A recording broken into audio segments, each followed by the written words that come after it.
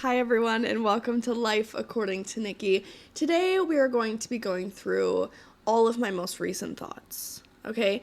You know what, we'll give you a tease before I play my little intro. Here we go. We'll start up at the top.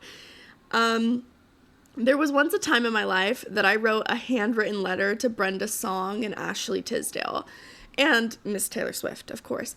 But you want to know why I picked Brenda Song and Ashley Tisdale?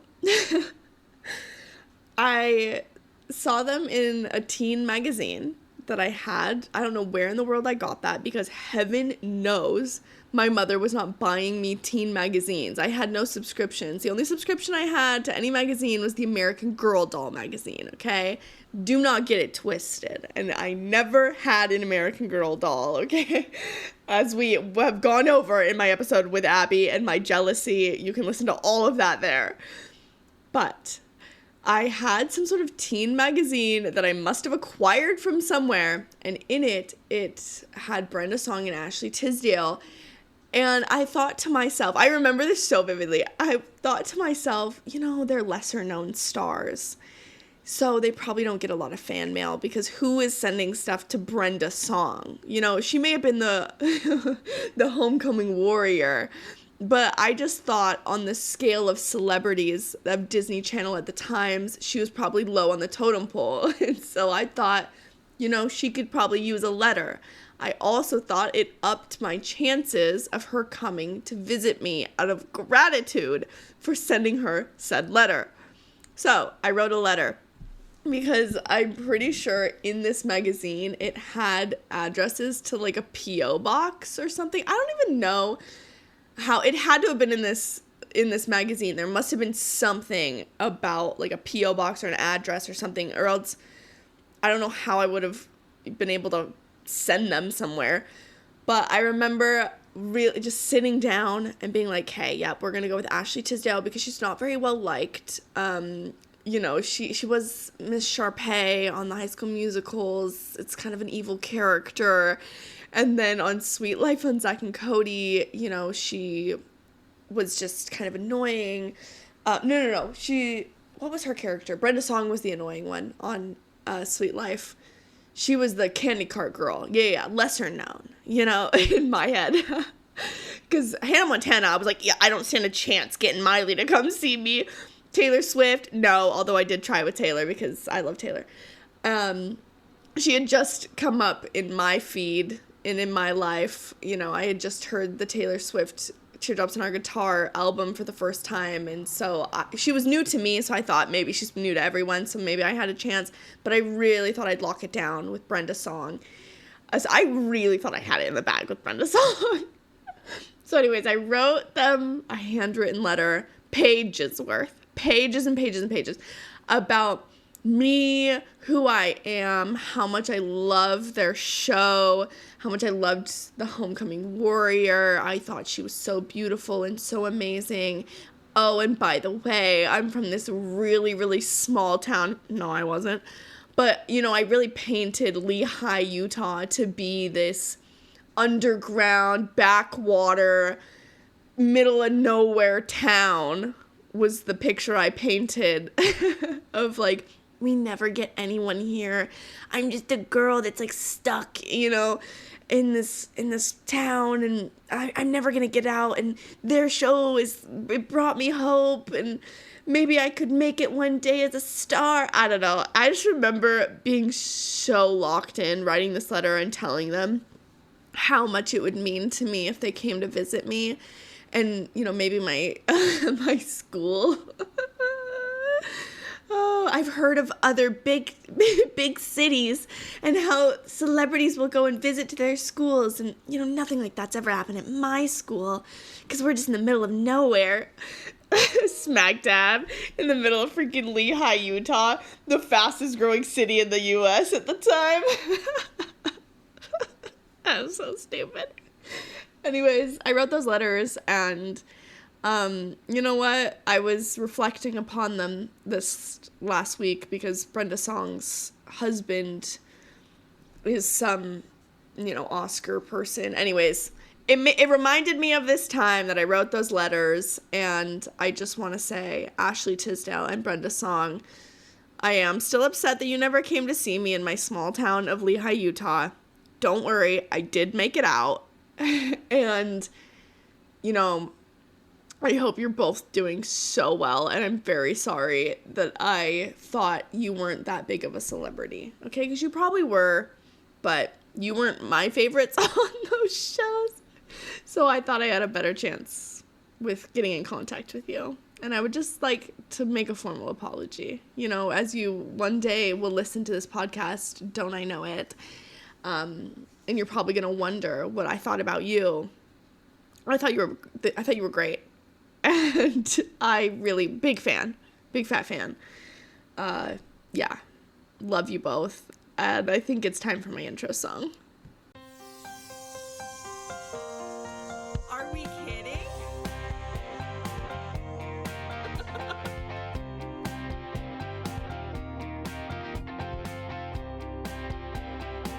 Oh my gosh, I love that.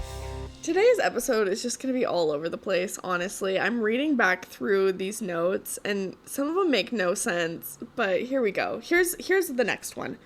30 seconds before the biggest interview of my career so far with Gabby Beckford, I fell backwards on an office chair that I was sitting on.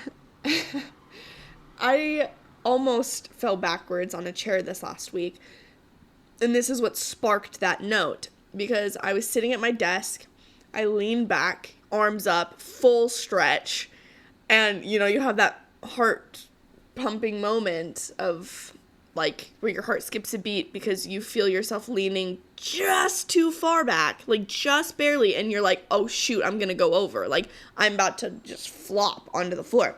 Luckily, I didn't.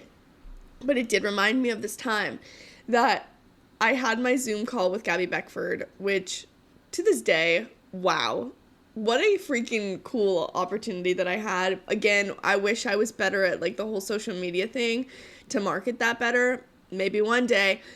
But just so everybody knows, I did interview Gabby Beckford, and it was a very, very big deal to me. That episode is, oh gosh, I'll look. It's, what is it? Hold on, everybody. Pause. What episode is this?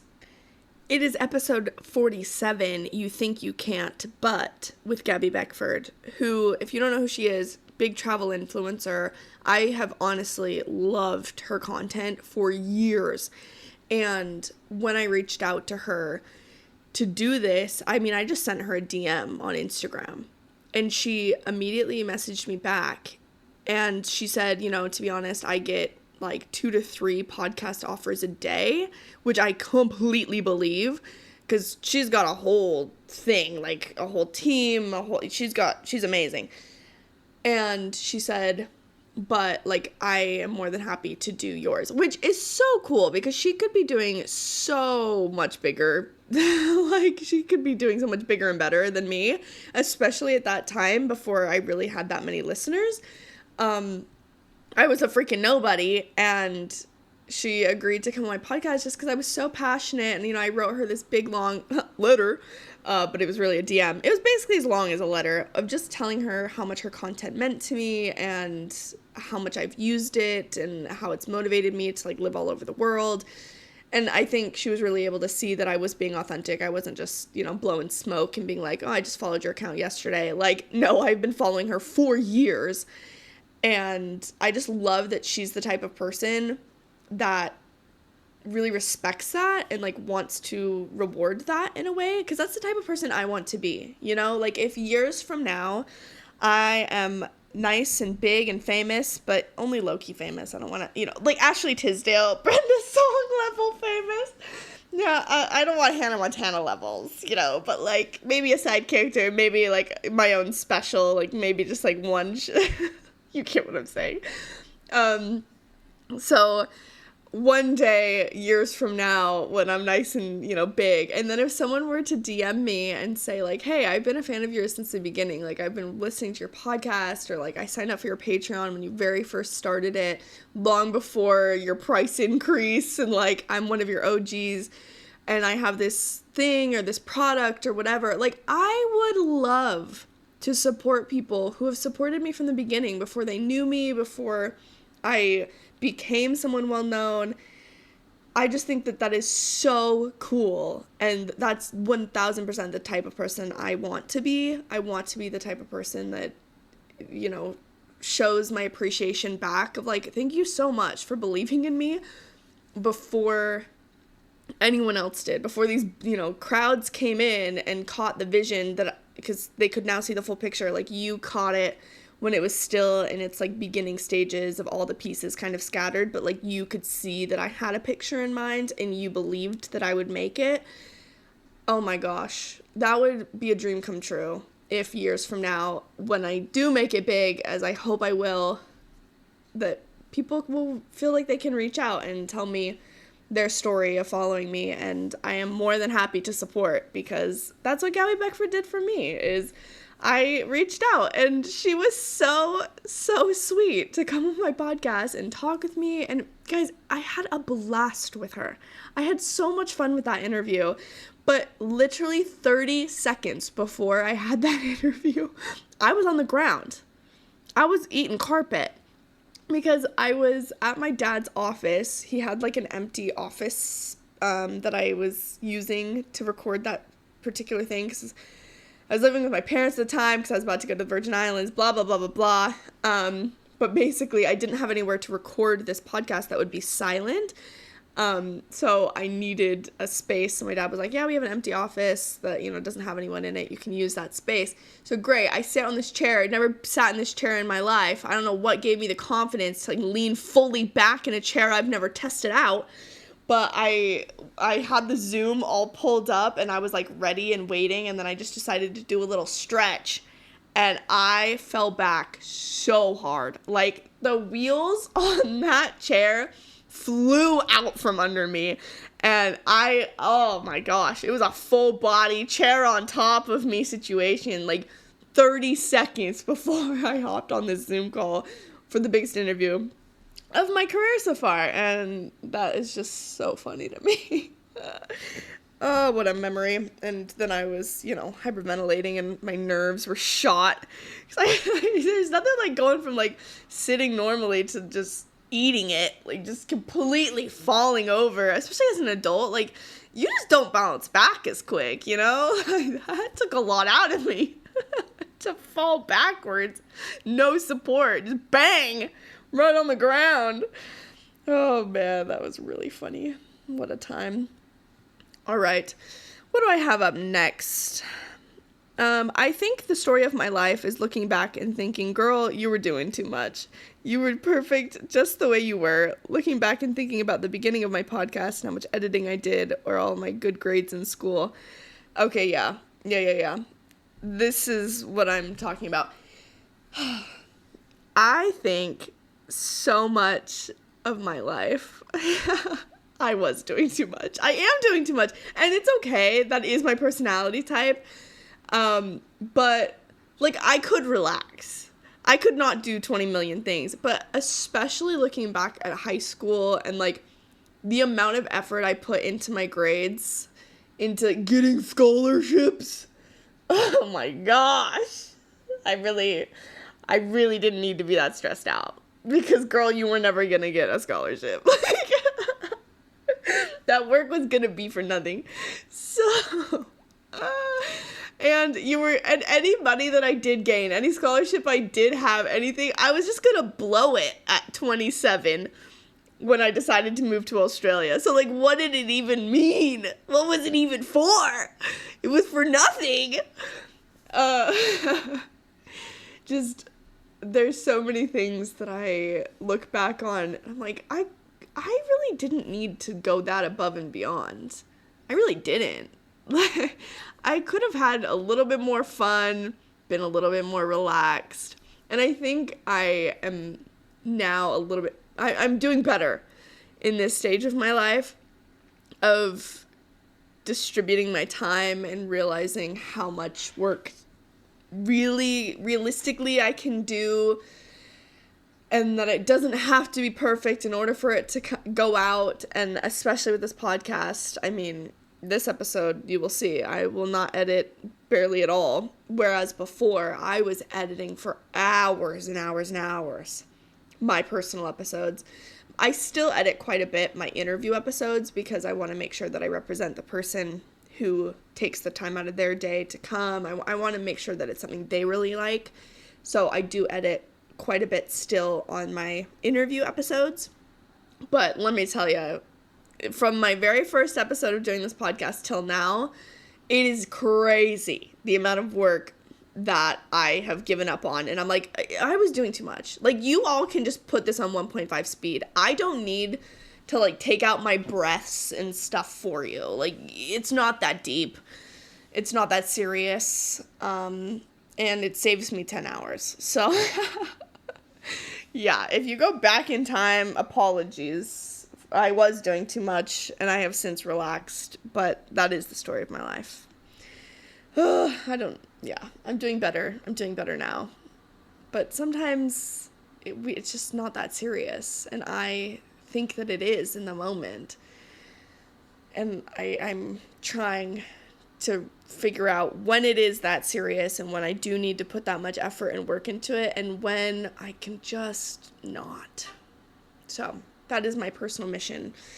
I think by the time I hit 30, I'm going to have that figured out. That's I laugh at that because does anyone have anything figured out by 30? No.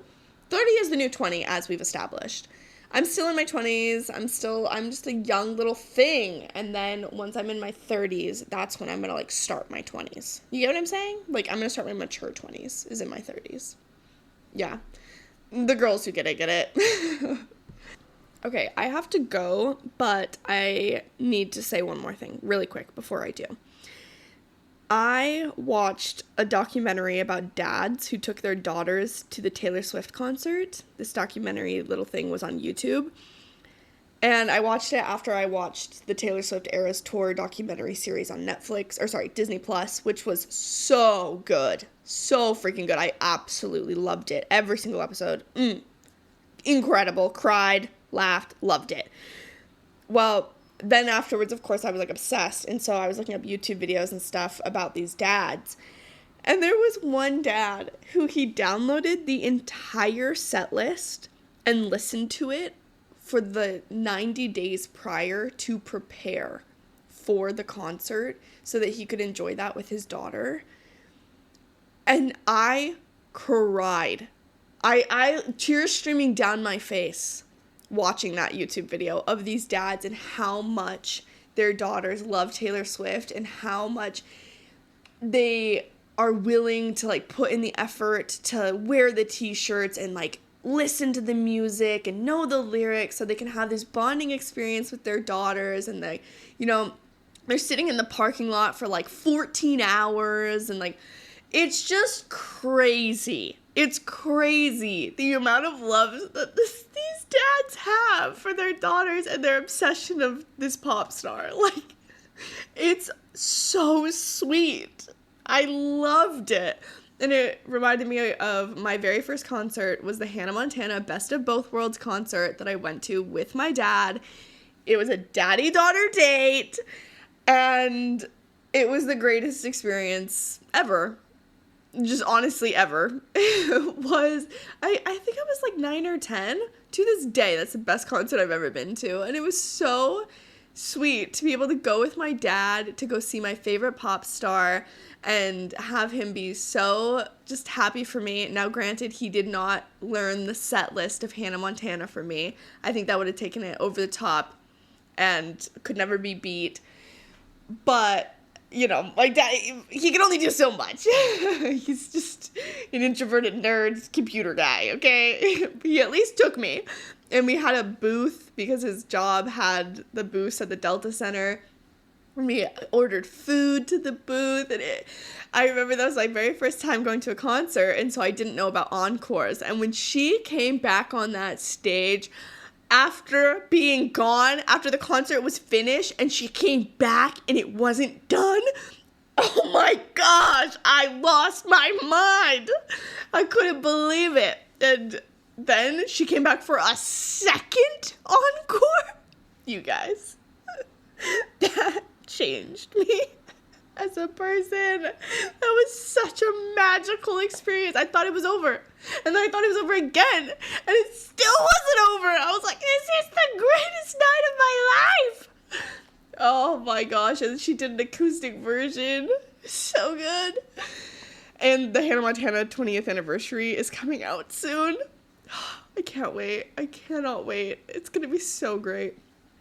But anyways, it just reminded me how important it is for, like mothers and sons and fathers and daughters to be together and spend quality time, and for parents to just care about their kids' passions. And like this dad who listened for 3 months in preparation so that he could sing along with his daughters. Is that not the most beautiful thing? Is that not so sweet? These are the type of dads that should be dads. These are the type of men we need in the world, and we need them to be these examples to other men, and they're going to be, like, to have that be an example to their daughters will only help them, in choosing who to date, and it's just so important. It's so important that parents connect with their children, and they care, and they show them that they care. They don't just say it, but, like, even if you're not into that artist or into that thing, just making it a moment of bonding, I think, is so, so important. So, anyways, that was some recent things that made me cry, made me laugh. I need to go because I have to eat lunch, and then I have to go to a 5-hour class, and then maybe I'll record the rest of this podcast later. Who's to say? But I love you guys, and I'll talk to you in a bit. And I'm back. I know it's only been 5 seconds for you, but for me, it's been 48 hours since I last sat down at this mic and, spoke into it. Let me tell you about my week that I have had. I had what is called a block week, and I think I've talked about these previously, maybe not. You know what? If we have, we're gonna go over it again. All right. Here is how my master's program over in Australia works. So we have what's called block weeks, and I have had now, I think this is my 5th one. Is that right? That feels right, because I think I had 2 per semester all last year, and then I have 1 this semester. My program is a 1.5 years, Masters of Sexology, for anyone that didn't know. And I have 2 per semester. So all last year I had 4, and then I had night classes as well, because everyone in my degree is well into their careers. I mean, I am by far one of the youngest people in the program at 28 years old. Most people are in their, late 30s, mid 40s, early 50s. That's the demographic that this particular program is hitting. The program that I'm doing, for anybody that's interested, which I know is all of you, is the Masters of Sexology at Curtin University. Now, there are a few sexology programs available around the globe, both in the US and in England. There's also another program in Sydney, and then there's a couple in like Germany. There's one in Japan that I looked at. There's a couple around the globe in some other places as well. But most of the time, sexology, from, well, at least from my research, from what I was looking for and looking at, a lot of times it's put in the humanities department, so it's like a gender studies type of play on it, which is one aspect of sexology, and it's one I do find fascinating, but by no means is that my specialty. And I wanted something that was much more geared towards biology, towards science, not just looking at, the effects of gender and sexuality in media and in, just grander society. But I really wanted a program that was going to emphasize, like sexual reproduction because I specialize in sexual dysfunction. So I needed things that focused more on like what is happening in the muscles and what is going on like a biological level when you have your period. And I was also interested in the forensic sexology part as well, looking at crime, both within criminology, but then also the crime itself. So criminology is looking at like motives, what compels someone to commit a crime, and in this space, it's typically looking at gender-based violence. And then you look at, rehabilitation for offenders. You look at re-victimization for victim survivors and like the entire process they have to go through to try and get a conviction of their abuser. Like, there's just a lot to it. And you have the laws themselves and how they're written and how they're structured and how they're prosecuted. And then you have the people that commit the crimes or the people who are the victims of a crime.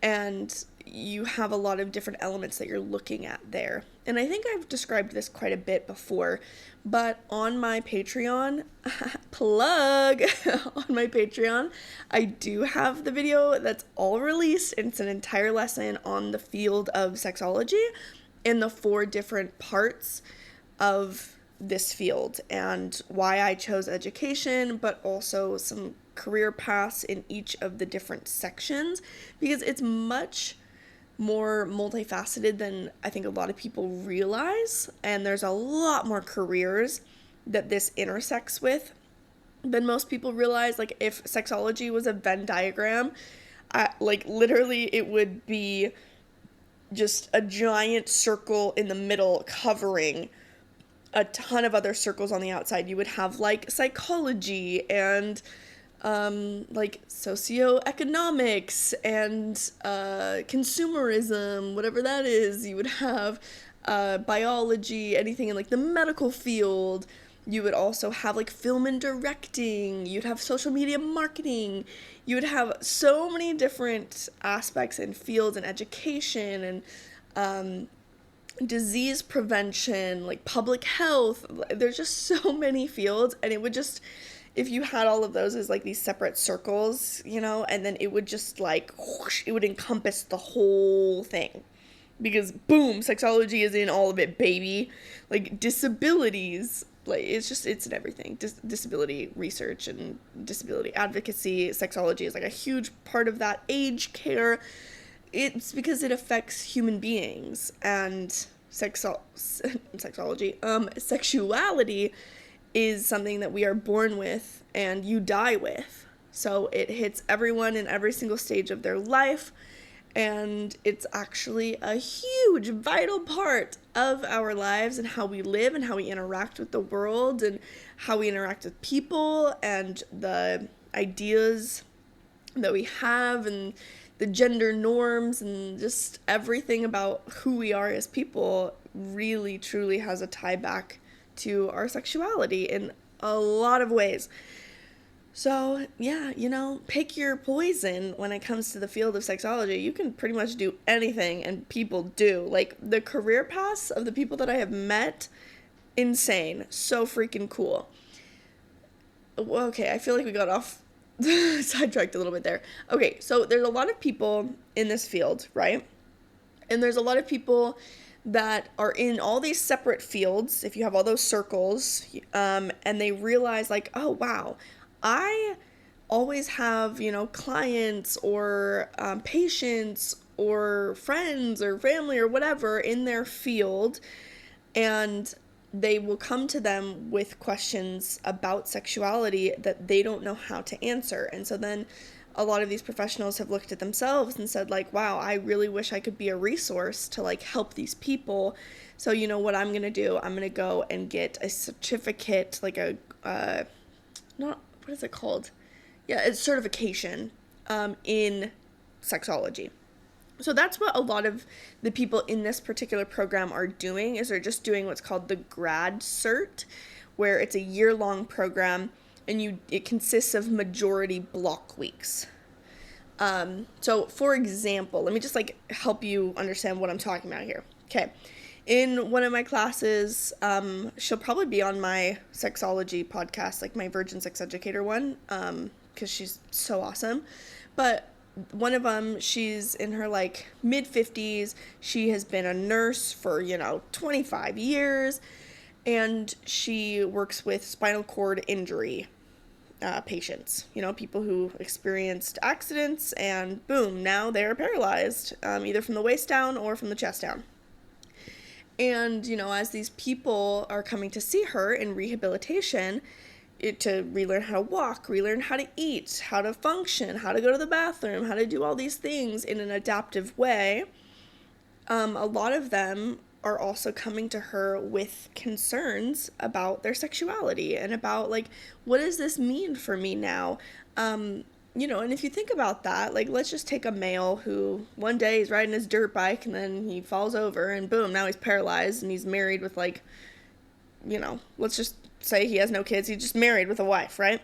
So what, he's like asexual now? Like, no, that's not true at all. And actually, you don't need to have functioning of your spinal cord in order to have an erection. So, surprise if you didn't know that. I talk about that on the science of, not the science of female orgasm. It's going to be on how our bodies work. That is also on my Patreon. I have an entire lesson, and I talk about the different parts of our body that are in charge of arousal, and I go through men and women. And for men, yes, there is one part that is through your spinal cord, but for both men and women, you have arousal that goes straight through your brain stem, so it doesn't require having to pass through your spinal cords, which is why men who are paralyzed, or women, well, in this case, we're going to talk about erections, so male erections, because females also have erections. Again, surprise if you didn't know that. Very exciting, huh? Isn't this just like, you're learning so much, I know. But if we're more commonly talking about like male erections, that's why they're able to have erections while still being paralyzed. So, and they can ejaculate a lot of times as well. It just depends on the spinal cord injury. They're all very unique and individual. But yeah, it really just depends, because those systems are set up pretty uniquely in our bodies. But, I'm probably gonna have to mark this episode as explicit now, huh? That's all right. But this is why I save most of this stuff for my sex ed podcast, so that way it can you all know that you're getting into this conversation. But I feel like I'm gonna leave this because I think it's interesting, and I have heard some really good feedback recently that people are interested in hearing about my classes and things like that. So I'm thinking of those people that have recently messaged me in the past couple months saying oh my gosh, I really liked it when you talked about your classes or when you talked about sex ed, and so guys, I'm leaving this on here for you. So for anyone who you're this isn't what I want, sorry. Sorry if you're here just for the movies and the TV and the random thoughts. Okay, sorry. Did my passion come through? Was I too loud in my own house, as Taylor Swift likes to say? Okay, moving on. Or actually just moving back to the path that we were on. So, for my particular program, you can do a year long and just get the certification for this sexology. So in this case, that nurse was wow, I have a lot of people that are coming to me with spinal cord injuries, and no one is there to talk to them about how big of an adjustment this is when it comes to their sexuality, and when it comes to having and receiving pleasure, and the intimacy of partners, and what them and what am I trying to say? My gosh, what they can do with their spouse, and there's actually a lot of tools and things available, things that have been made to make that possible, to have full intimacy. There's lots of resources available, but who's teaching about that? Not many people. And so she was able to see wow, this is a really big need, and I don't know how to have these conversations. I'm a bit uncomfortable by it, and I don't want to be, because these patients need me to be competent in this, and they need me to be able to hold these conversations, because it is clearly a very important part of their recovery that is not being discussed. And the same goes for elderly people. I talked about this, I think, last year when I did a paper on disabled people, and you know what, I might have done this exact same like little rant before and given the same example, but whatever, it's fine. It's been a minute, so a refresher for all of us.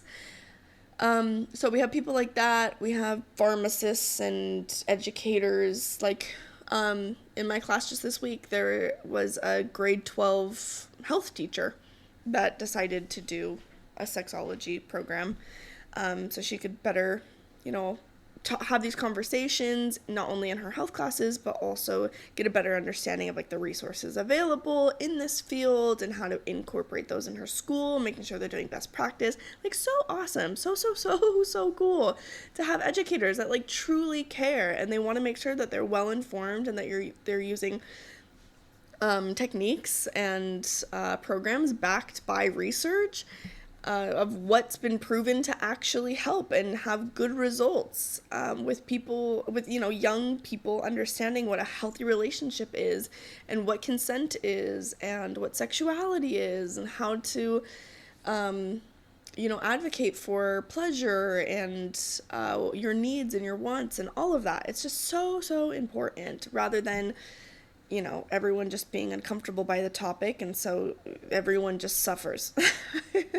When the adults in the room are uncomfortable by the topic, okay, then how do our kids stand a chance?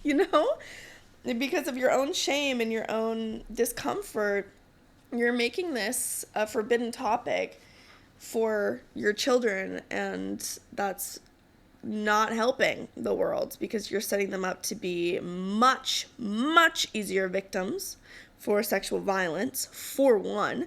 Because again, if we're saying that not talking about it is for the safety of our children, no data backs that up, not a single bit of it.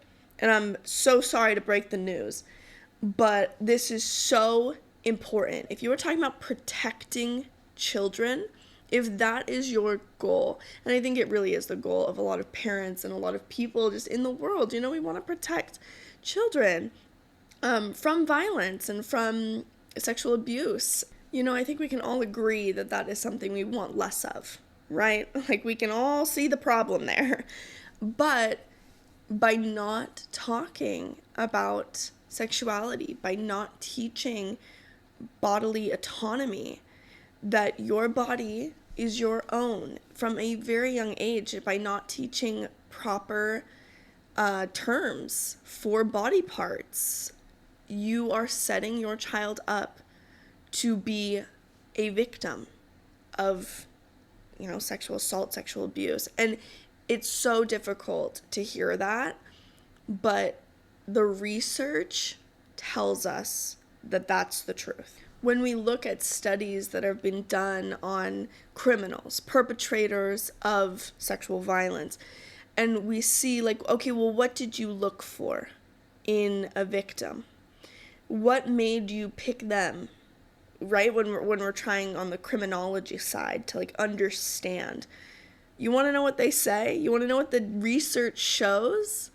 It shows that they look for children or teens or young adults or whoever that don't know what these body parts are called. They don't know and understand how to say no. They look for people who are very easy and convenient to persuade to do something that they ultimately want them to do. Like, it's not protective. It is literally having the opposite effect of what you're trying to go for.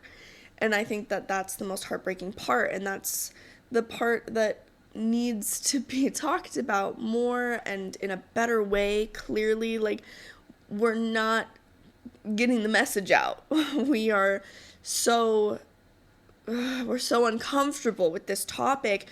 And you want to know who benefits from us being uncomfortable, from adults being uncomfortable talking about sexuality? Perpetrators, pedophiles, abusers. That is who benefits. Oh my gosh. Like, do you know how great that is? That you don't teach your child, like, that they don't know anything, that this teen doesn't know anything? Do you know how much easier that makes it for them? Like, but you have someone who absolutely from childhood, from birth, knows that they get to decide who touches them, when, what types of love is appropriate, being able to say no and have that be respected in your space, and also knowing the correct anatomical terms so that when someone else says that it's something different and says that it's okay, you can be like, oh, no, that's actually not okay, at 5 years old, because mommy or daddy or whoever taught me in the books that we read before bedtime at night that this is my body and I can say no.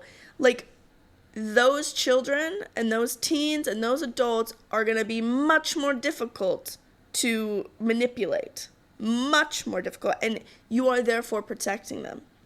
So if that's your goal, then we really need to make sure that what you're doing is reaching the goal.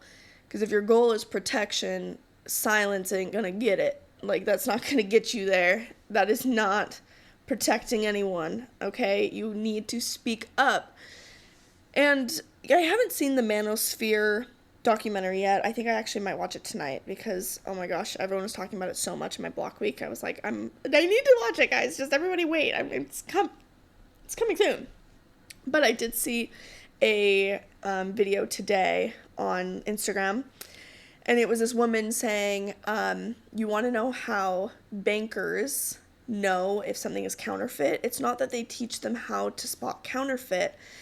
They actually teach them and show them how to deal with the real thing so much that when they do encounter a counterfeit bill or whatever it is, that they can easily spot it because they know what real money looks like instead of teaching just what the fake looks like. And I just thought that was such a good take. I was like, yes, if we teach what good relationships are, if we teach what actual consent is and how that looks and how that sounds, and how we practice that and we use those skills, and we're able to build those up, so that way when something comes along that isn't quite right, that is a counterfeit, that is someone in this space of the manosphere, which I promise you I will do a deep dive on that for my sex ed podcast. You guaranteed we are doing a deep dive on the manosphere, and also what's her name, Bonnie Blue, because I watched her documentary, which I think is just bleeds right into that conversation like so well. Well, anyways, if you don't know what the manosphere is or anything like that, like, it's I'll just do a deep dive on it later, so pause on that. But basically, it is just this very incorrect teaching of masculinity. But instead of attacking that, instead of just saying, like, oh, this is how this is wrong, this is how this is wrong, I genuinely do believe and agree with this woman who made this random Instagram video that the antidote truly will always be teaching what is correct.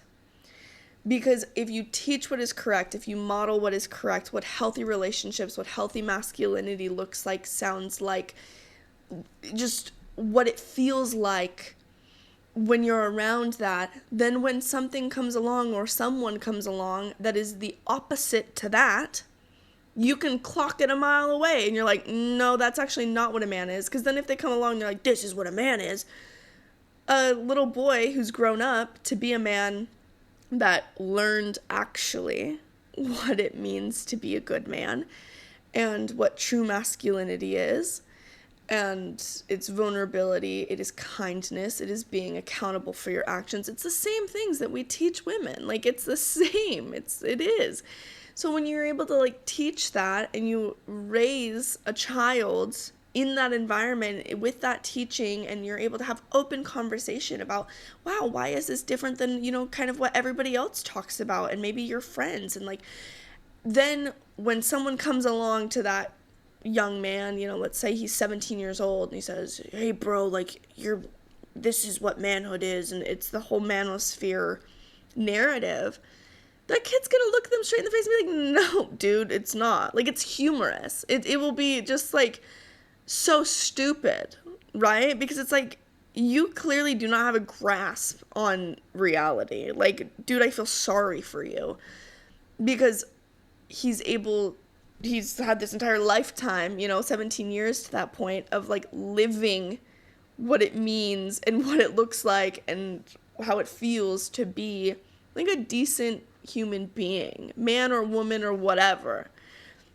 So, all of this to say that I genuinely do believe that we need to be talking openly about good, healthy sexuality. And we need to lessen the fear around it, because the more fearful we are, the more that people who are manipulative and want to do real harm and real damage, they will use that fear against you. Absolutely. Heaven help a man if they ever come against me. Like, it's just, I feel like I would be a horrible victim for them in just like a, if you're looking for convenience, because most perpetrators are, it's crimes of convenience, it's crimes of opportunity, okay? Yeah, the opportunity is gonna be slim with this one. I may be short, I may be small, I can't run very fast, but you want to know what?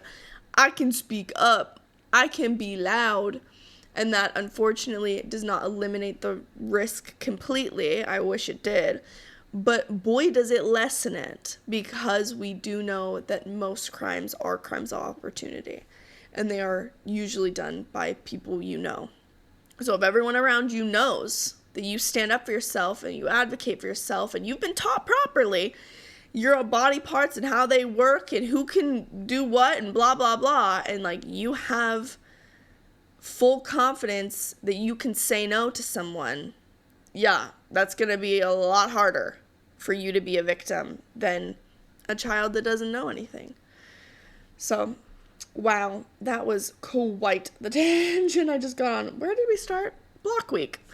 So, I am in a room full of people that feel similarly to myself and find all of these things very interesting.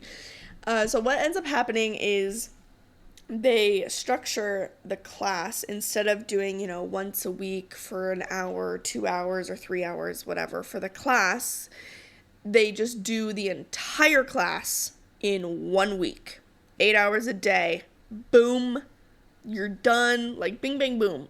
You get the entire content in 5 days.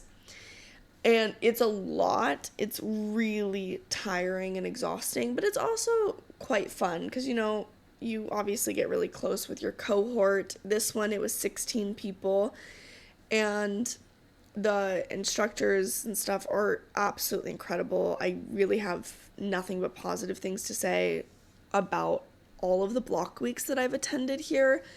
They've been phenomenal. Like the caliber of teaching, the content and stuff, it's just been really, really great. And the resources that they give, amazing.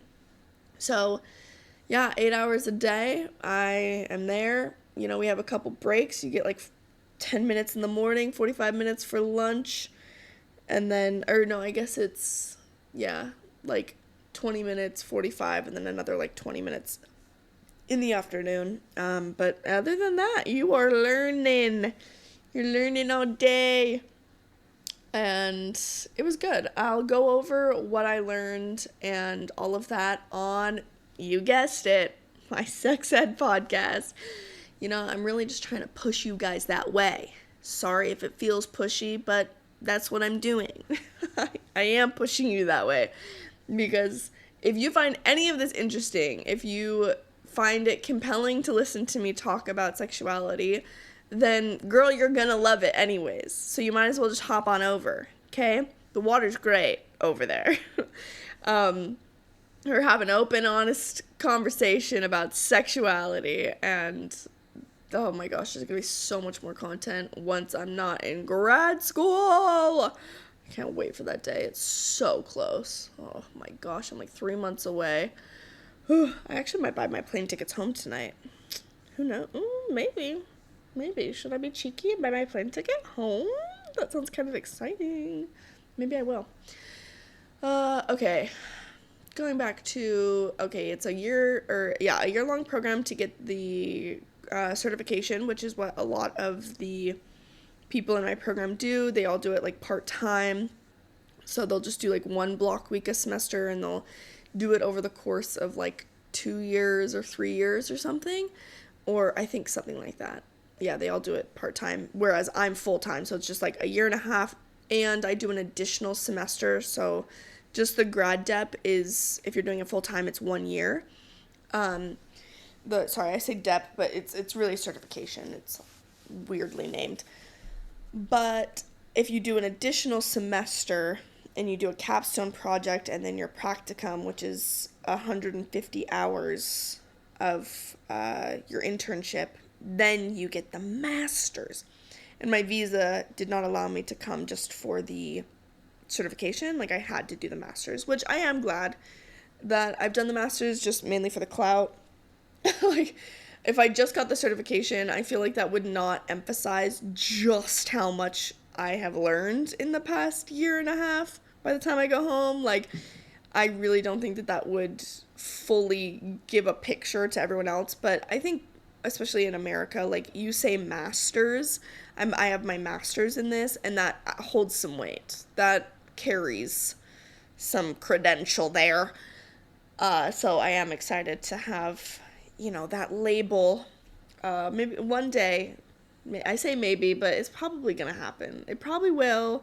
I'll probably have a doctorate one day. I might mess around and do something stupid, like do 5 more years of school or something.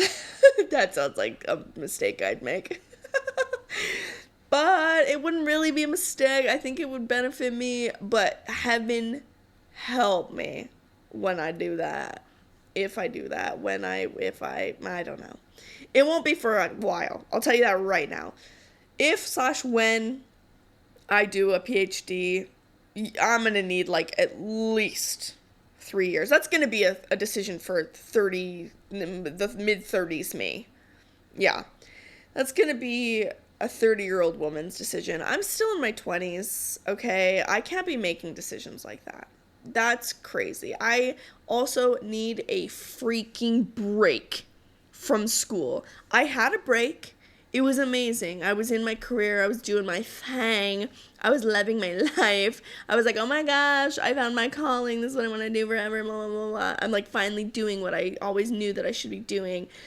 And then I was like, you want to know what I should do? I should go and get a master's degree and learn more. Stupid me. No, I don't regret it. But boy, was that a choice. And you want to know what I forgot about with going back to school? The learning and stuff. Tee-hee, ha-ha, so great, so fun, love it, having the time of my freaking life. You want to know when I'm not having the time of my life? When they then throw the assessments and tests at you, and they're, oh, I forgot that that's like a thing that happens in college, and it sucks. The learning stuff, I'm here all day for that. Yes, you know what?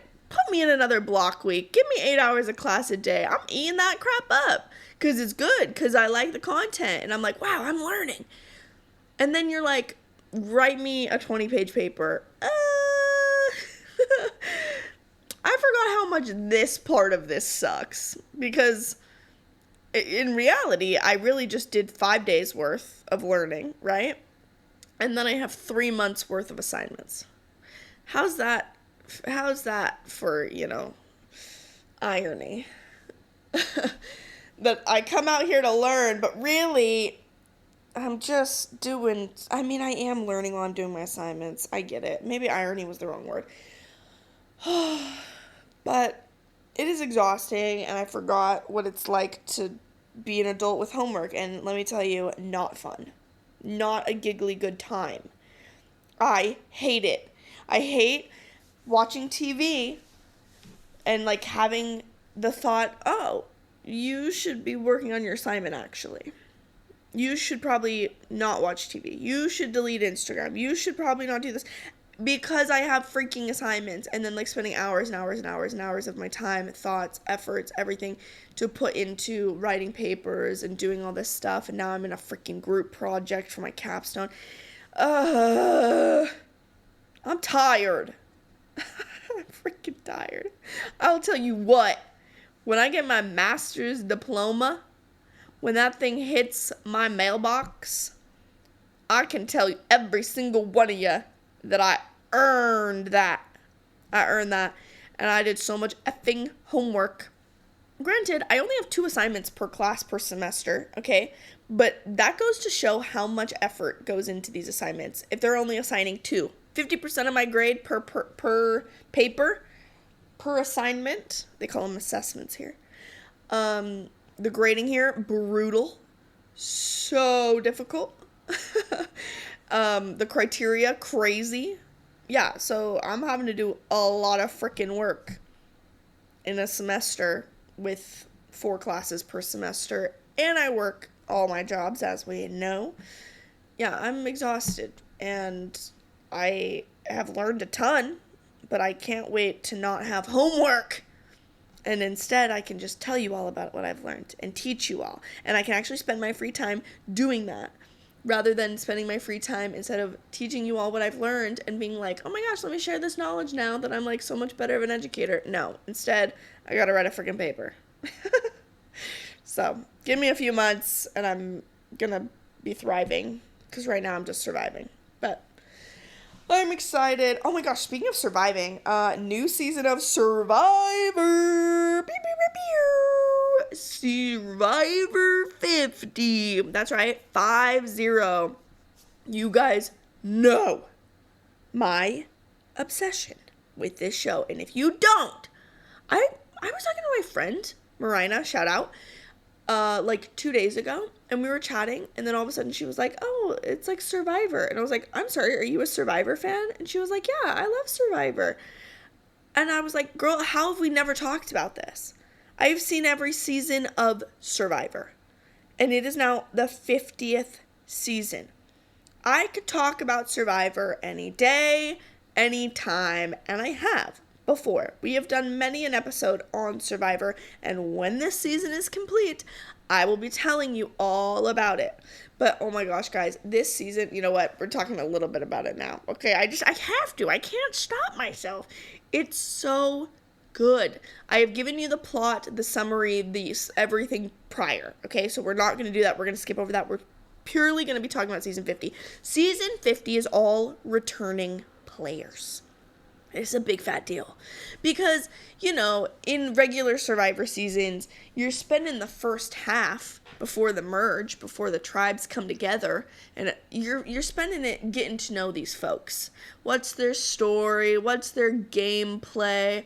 Are they good at challenges? What's the dynamic between the people? Are they, you know, providers around camp? Blah, blah, blah, blah, blah, blah, blah. Right? A lot of talky talk that occurs. Sometimes it can be boring. Season 49 was so boring. Season 48, phenomenal, loved. Like, there's certain seasons where it's just like, chef's kiss. But, I'm sorry, season 49 is one of the most boring seasons we've had in a long while. Long while. So, skip season 49 if you're, you know, looking to get into the show. I can give you a whole list of where to start. But we don't have any of that, you know, background stuff that we got to go through on season 50. Nah. Some of these players, this is like their 4th, 5th time playing. Okay? And they have beef with other players that is like 15 years worth of beef. Okay? This is a 15-year grudge, or this is a 7-year grudge, or this is a, you know, like 10-year long friendship. And then they stab them in the freaking back and vote them out.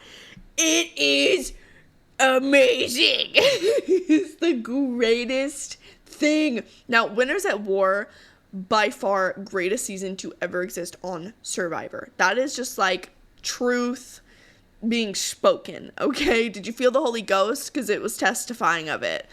All right, like that is a fact. That's not an opinion.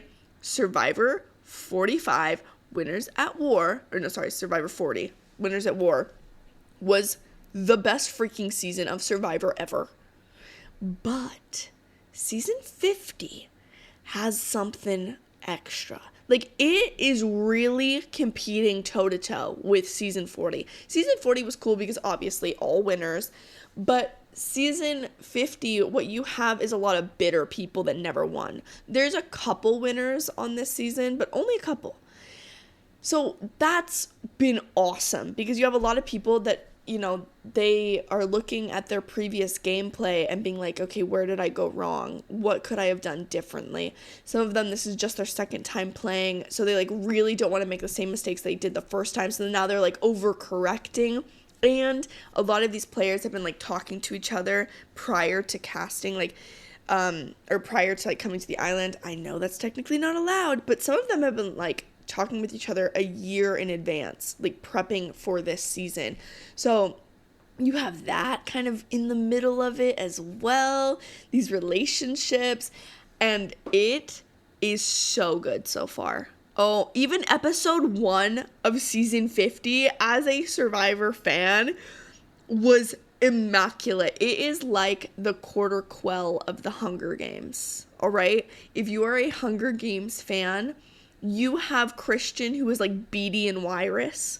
Okay, just this freaking nerd. I want Christian to win. Let me just say that right now. I want Christian to win. He is this like PhD professor dude and like some sort of engineering, astrophysics, something super nerdy. So incredibly nerdy and so smart. Like, this man is a freaking genius. And then you have, like, Ozzy, who's just, he's the Finnick O'Dare. Okay, if we're talking Hunger Games. He is Finnick to a T, glides in the water. The women love him. He's played all these seasons. He's good looking. He's all this. He has just been this fan favorite. And what's so cool about Ozzy, this particular player, I think this is his 5th time playing. It's almost as if you took the kid in school that like just was never really good at any of the subjects, and everyone kind of wrote off as, you know, like some like druggy kid with no prospects. He's probably just going to end up being, you know, some, I don't know, working like a mechanic shop, but like not really have a future. Not to say mechanics don't have a future. That's not what I'm saying.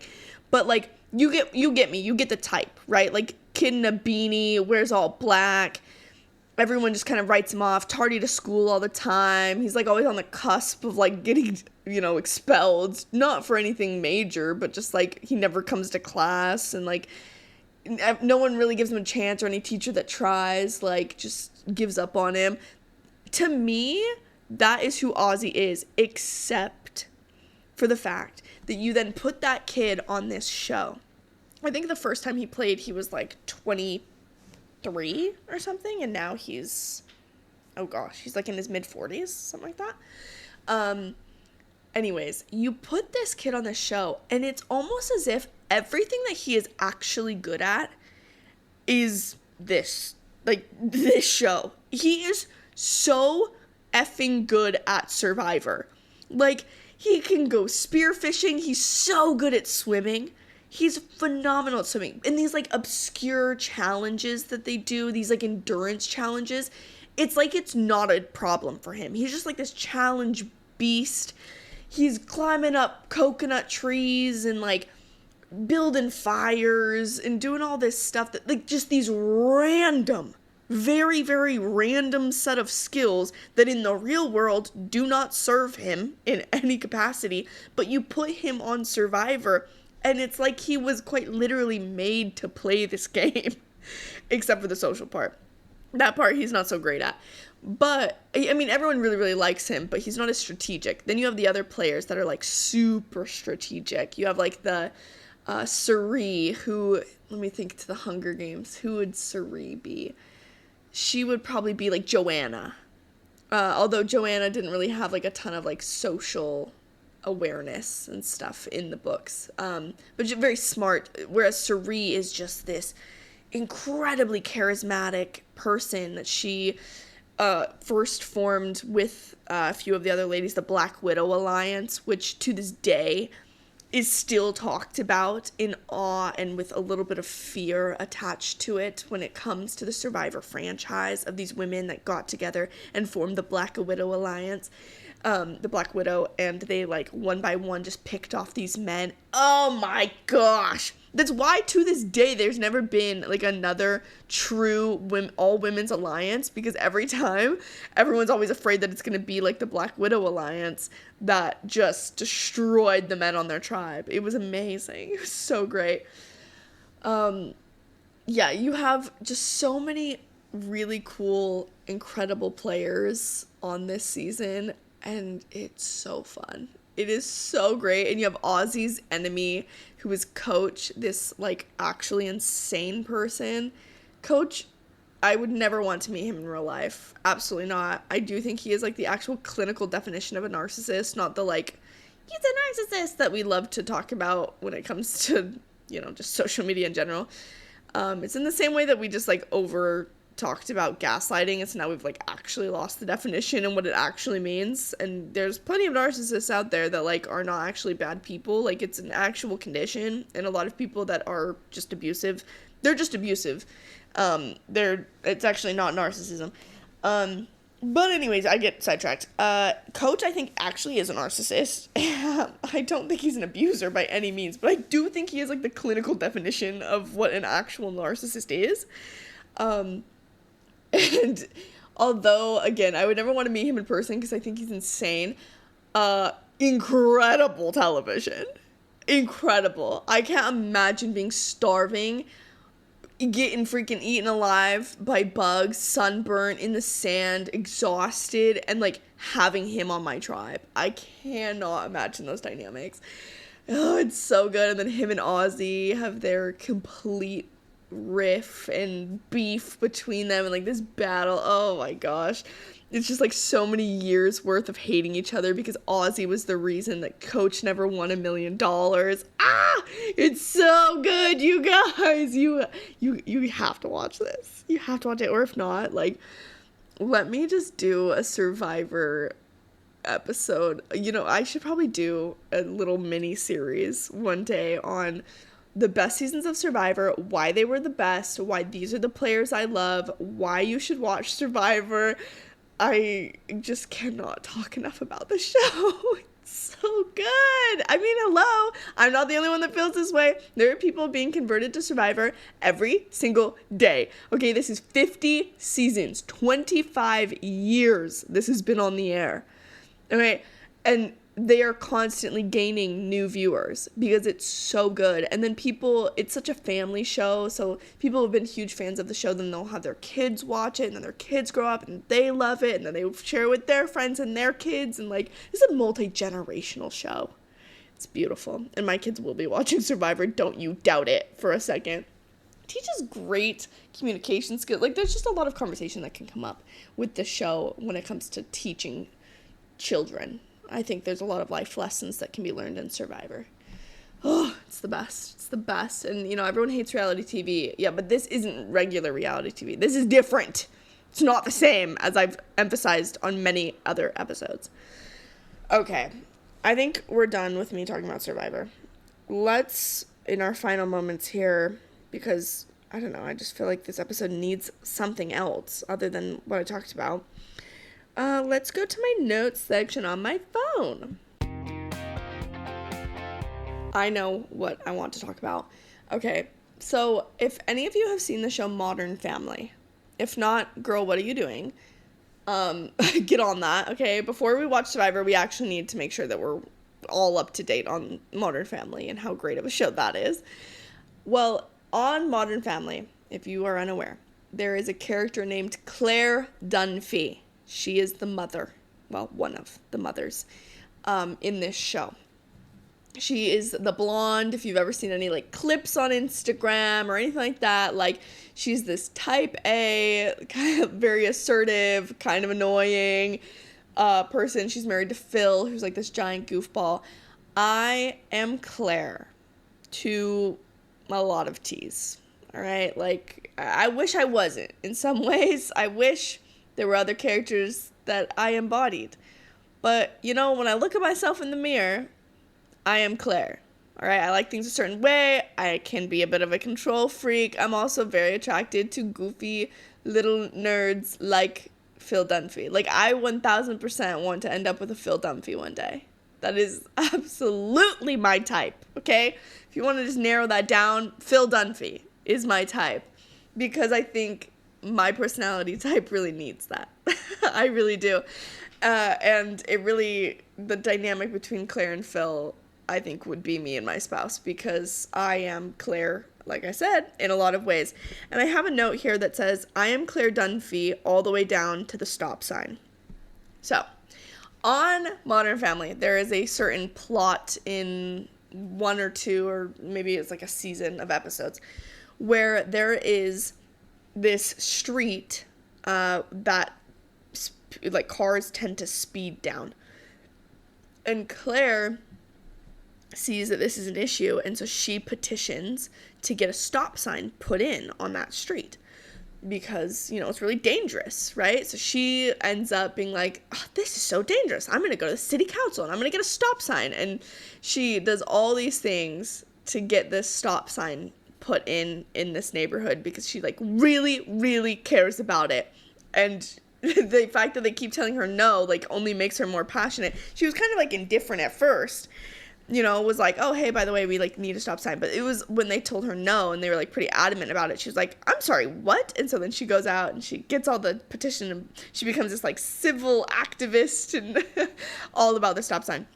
Well, back before I moved to Australia, shortly before, actually, it was like the summer before, because I came in January, so it would have been like June, July times. There was a particular spot in my neighborhood that I was living in, Vineyard, and it was a two-way road, and you had to like stop. Okay, wait, sorry, I'm explaining this terribly. So basically, all you need to know was that there was a road, and it desperately needed either a roundabout, 2 more stop signs, because at the moment there were stop signs on just like the 2 ends, and then the road itself had no stops. But it made it incredibly difficult to turn left on this road. So much so that there were multiple accidents every winter on that exact spot, because there were like these bushes that were placed, so when you're trying to turn left, it was really hard to see if cars were going to be coming on your right. And also that road that you're going on to is 45 miles an hour, and the road you're coming from that you're currently like sitting at is like 20 miles an hour. So and there was a light there as well. So like just everything about this street made it difficult to turn left. And so much so that I stopped taking that road, because I would get so deeply upset in the morning trying to go to work, because the line of cars, it would be 25 cars in line. That is not a freaking joke. Okay, I counted them because, again, I was trying to get in a stop sign. I was very adamant that this is a huge issue, and people are waiting for upwards of like 10 minutes just to turn left, just to get onto, and it's the only road that connects you to the freeway. It was just a nightmare. It was terrible. So I decide this is a huge problem and I'm going to do something about it. So I went and with my friend Jess, we knocked on some doors with Ring cameras that were pointing to that street, and I was asking for footage so that way I could count the cars and be able to take it to city council and say this is an issue. You see how many cars are stacked up? There's 25 cars waiting to turn left at 8 a.m. That's insane. That's crazy. No, they can't turn left. It's so dangerous once it snows. It's so icy right there. You can't even see. There's low visibility. When you're turning left, you're at such a risk for a crash. This is right next to a school as well. So, a school's right up the road. So you have all these parents doing drop-offs. You have all these people trying to get to work. It's just not feasible. So I then, call city council. I, did quite a few things. I, email the, not traffic controllers, but the city planners. I text someone in city planning to get a number. I did quite a few things to pursue my goal was to get a stop sign, to make it a 4-way stop. So at least it would give an opportunity for us to be able to turn left rather than just waiting for freaking forever for your moment. that was like never gonna come, and not waiting for 10 minutes. That's ridiculous.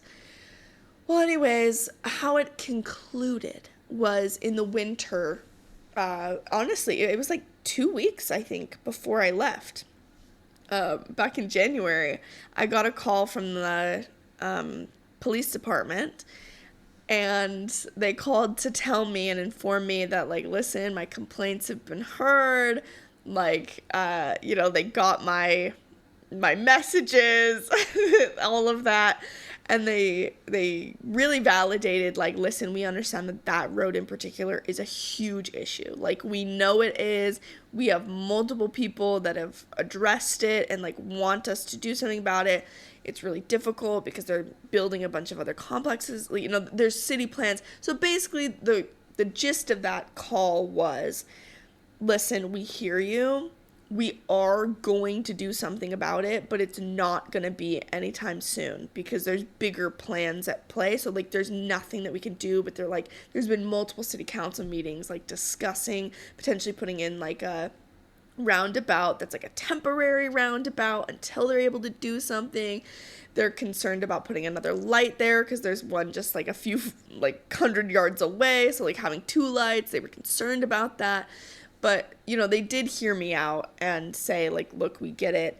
And by that time, I wasn't going to pursue it anymore because I was leaving the country. So I was like, listen, I did my due diligence. I tried my freaking best to get a stop sign. I tried to do what Claire did. Claire eventually got her stop sign. I did not. But why do I tell this story? Well, everybody sit back and relax. Because guess what? They put in a light.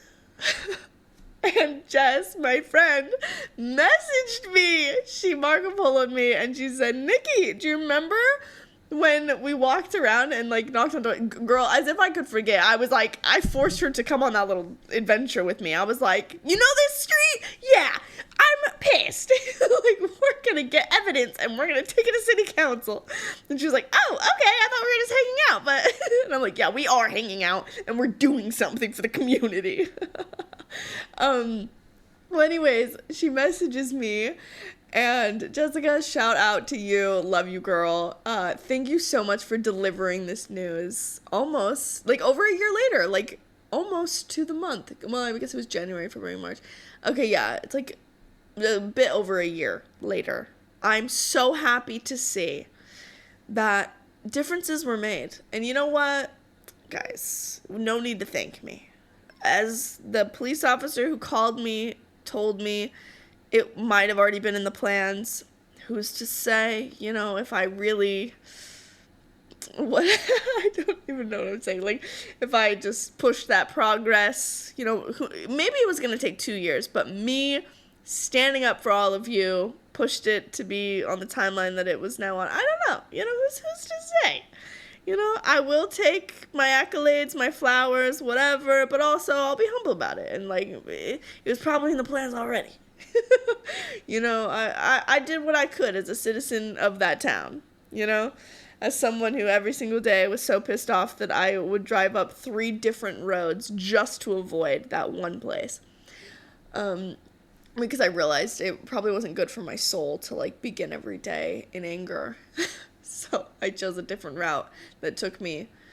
Sometimes it didn't take me any longer because people were still stuck in line by the time I was able to go down that road. But you know what? No one is going to have to suffer like the way that I suffered, and me and all those people that waited in those lines. It's solved. It's fixed. They put in a light, and that was just a wonderful, wonderful thing to hear this week. That really, it lit up my whole world, honestly. Oh, it made me so happy, and it made me feel like Claire Dunphy, sitting back, being like, I did something. I made a difference. No, I probably didn't, but I'd like to think I did. It's okay. It's okay, guys. Everyone that goes to Lehigh Junior High and you wipe your butt with 2-ply toilet paper, no need to thank me. Okay, 2-ply for Lehigh was so that everyone can have equality in their wiping. I don't need the thanks years later, decades later. It's all good. You know, you can keep it for yourself. You can just sit in gratitude on your own. You know, I don't need it. And now everybody, I don't need it. It's okay. With the light and no longer having to wait in line for upwards of, 10, 15 minutes on your way to work. It's all good. Yeah, I did it for you guys. It's okay. I don't need it. It was for you. You're all freaking welcome. My 2 times that I have stood up and fought for equality. I think there was one other time actually that had to do with toilet paper specifically, but I can't remember it now. I'll have to look through my phone notes. But you know what? Timing wise, I think this is going to be good enough for today's episode. If my Phil Dunphy's out there, you know where to find me. It's on the corner of the stoplight that was put in because of me. And many others who I'm sure complained as well. Okay. Everybody, have a fabulous week. Thank you so much for listening to my thoughts on life, because this has been Life According to Nikki.